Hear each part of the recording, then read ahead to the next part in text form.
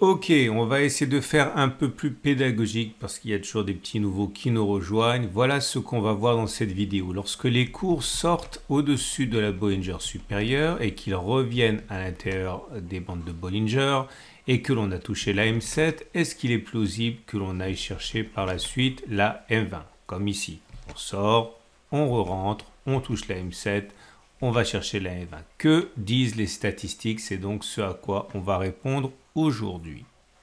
Salut, c'est Trado, content de votre pour la mise à jour de l'analyse technique du CAC 40. Alors encore une soirée, encore une journée surprenante. Surprenante, non pas tant à cause de la baisse, il me semble que c'était quand même assez plausible au regard de tous les éléments qu'on a étudiés, mais au regard du rebond, une fois de plus, le CAC 40 fait montre d'une résilience absolument incroyable par rapport aux autres indices, pardon.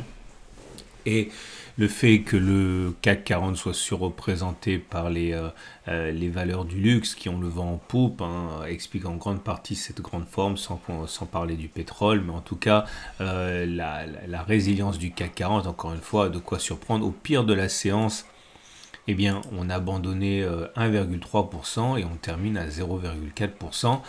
Franchement, on dirait presque que c'est une victoire pour les haussiers. En tout cas, quand on regarde la bougie du jour avec sa longue mèche basse, comme ça, on voit bien qu'il y a une chasse aux bonnes affaires. Les vendeurs sont tétanisés sur le CAC 40. La crainte de se prendre des portes de saloon, comme on dit chez nous en analyse technique, est très importante. En tout cas, on a bien activé, on l'a vu hier, la vague de Wolf, puisqu'on a réussi à intégrer l'autre côté de la demi-droite 1,35. Je vous rappelle qu'on a une chance sur deux d'aller chercher le point 4 ici.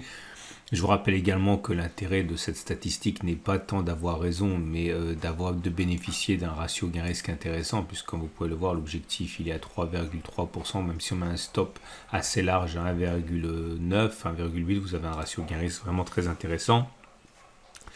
Et on remarque également qu'on a rebondi avant même que d'avoir touché le support le plus immédiat qui, à mon sens, est sur 72,33, 72,25, ancienne zone de résistance qui a été cassée, qui a changé de polarité et qui normalement sert de zone de support. On n'a même pas eu besoin de le faire. Puis en plus, quand on regarde le chandelier japonais du jour, il est plutôt favorable puisque c'est un chandelier qui est dans la famille des pin bars, c'est-à-dire longue mèche basse, corps plutôt haut, et vous voyez ça a tout de la caractéristique principale des pin bars. On voit que le corps est au-dessus des 38,2%, donc ça normalement c'est un chandelier haussier.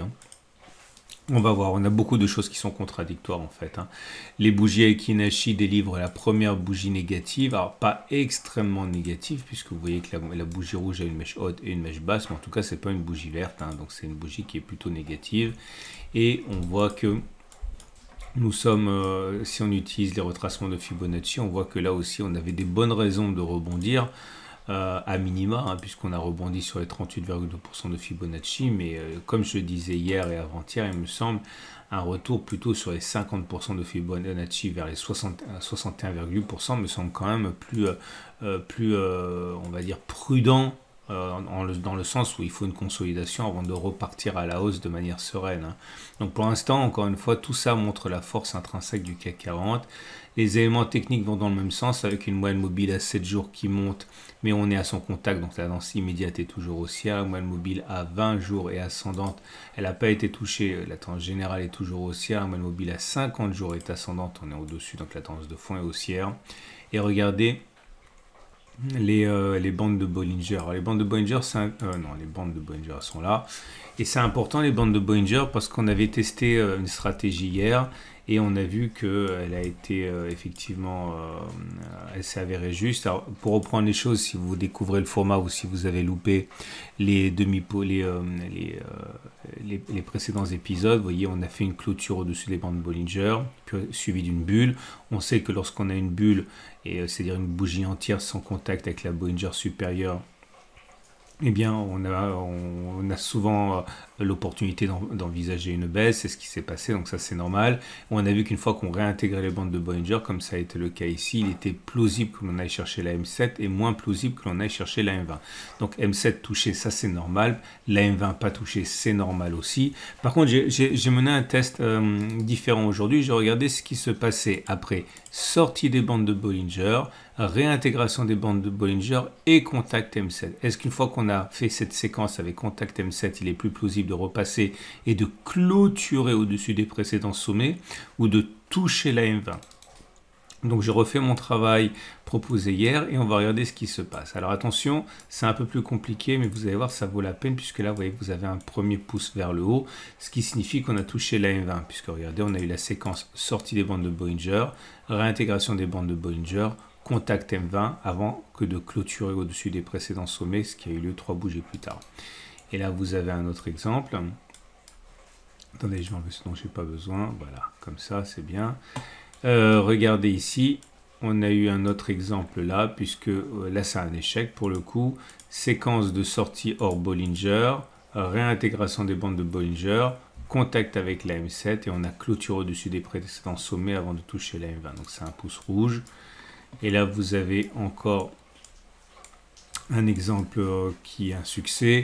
Sortie des bandes de Bollinger, réintégration des bandes de Bollinger, contact M7. Une fois que le contact avec la M7 a eu lieu, contact avec la M20 avant de clôturer au-dessus des anciens sommets. Donc, je fais défiler pour vous. Alors, regardez, j'ai dit clôture parce qu'on a beaucoup de cas. C'est tous les cas que j'ai encadrés où finalement on touche les plus hauts. Voilà, mais on ne clôture pas au-dessus des précédents sommets, puisque regardez, hein, le précédent plus haut, il est là.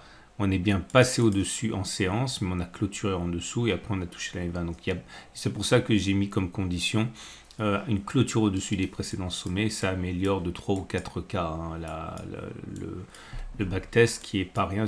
Là aussi, vous voyez, on a clôturé en dessous des précédents sommets, mais on a connu une incursion par-delà. Donc c'est pour ça que j'ai vraiment précisé clôture au-dessus des précédents sommets. Et voilà le bilan. Après, alors j'ai fait ça 32 fois. Donc 32 occurrences. Et le bilan, il est le suivant. Voilà, on y est, c'est terminé. Est-ce qu'il est légitime? Est-ce qu'il est légitime à partir du moment où on a connu la séquence que j'ai mentionnée de viser maintenant à contact avec la M20 avant que de clôturer au-dessus des 7390,37? Ben plutôt oui, hein, puisque ça a fonctionné 20 fois et ça a échoué 12 fois. Autrement dit, ça a fonctionné dans 63% des cas, donc quasiment 2 fois sur 3. Hein. Donc il est beaucoup plus plausible que l'on touche maintenant la M20 plutôt que l'on ne clôture au-dessus des 7389 au regard des 32 dernières occurrences, qui bien sûr est très insuffisant, hein, ça n'a aucune validité statistique. Mais je dis ça simplement pour partager mon travail avec vous et vous donner ma façon de trader, hein, plutôt que faire les choses de manière, on va dire, intuitive. Et donc à partir de là, oui, il est plausible que l'on aille chercher un contact avec la M20. Ce qui nous amène pour terminer aux autres éléments techniques, et ça part un petit peu dans tous les sens. On a un signal baissier avec le CCI qui passe en dessous de 100.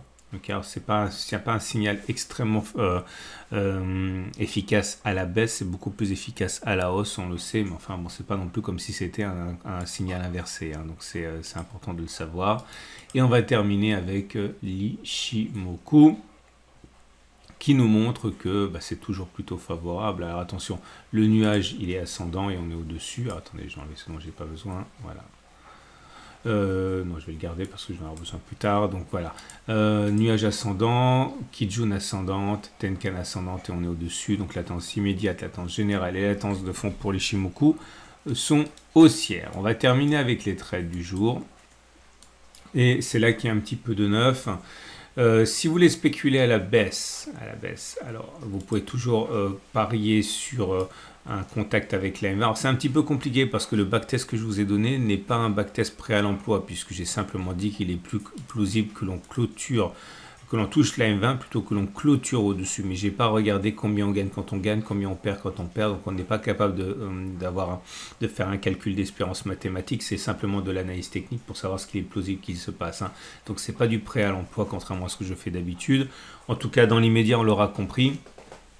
Ceux qui veulent spéculer à la baisse peuvent éventuellement spéculer sur les niveaux actuels, faire en sorte d'aller viser voilà, 1,7%.